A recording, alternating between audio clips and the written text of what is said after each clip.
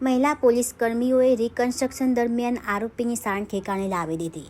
આ કેસનો સૌથી રસપ્રદ અને હિંમતભર્યો વળાંક ત્યારે આવ્યો જ્યારે પોલીસ આરોપીને ક્રાઇમ રિકન્સ્ટ્રક્શન માટે ઘટના સ્થળે લઈ ગઈ। પોલીસનો હેતુ આરોપીના મનમાં કાયદાનો ડર પેદા કરવાનો અને પીડિત મહિલાઓમાં વિશ્વાસ જગાડવાનો હતો। ત્યાં હાજર એક મહિલા પોલીસ કર્મીએ આરોપીનું કોલર પકડીને એને જાહેરમાં ખખડાવ્યો હતો। આ દ્રશ્ય જોઈને તેના સ્થાનિક લોકોએ પોલીસની કામગીરીને બિરદાવી હતી। આ પ્રકારની કડક ચેતવણી સમાજના એવા રોમિયો અને સાયકો તત્વો માટે એક કડક સંદેશ છે જે સ્ત્રીઓને નબળી સમજે છે। પીઆઈ એસએન દેસાઈએ જણાવ્યું કે મહિલાઓની સુરક્ષા અમારી પ્રાથમિકતા છે। અમે આવા વિકૃત માનસ ધરાવતા શખ્સો સામે કડક કાર્યવાહી કરીશું જેથી અન્ય કોઈ આવું સાહસ ન કરે।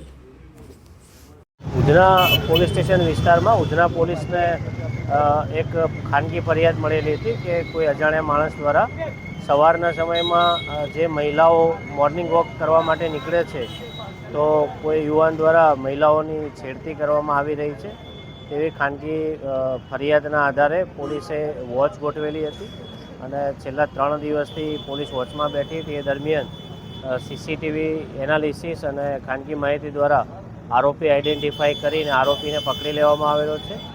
આરોપી સવારના સમયે જે લોકો મોર્નિંગ વોક કરવા નીકળે છે એમાં ખાસ કરીને મહિલાઓની છેડતી કરવાની એમો ધરાવે છે અને એના વિરુદ્ધમાં ગુનો દાખલ કરીને કાયદેસરની કાર્યવાહી કરવામાં આવી છે।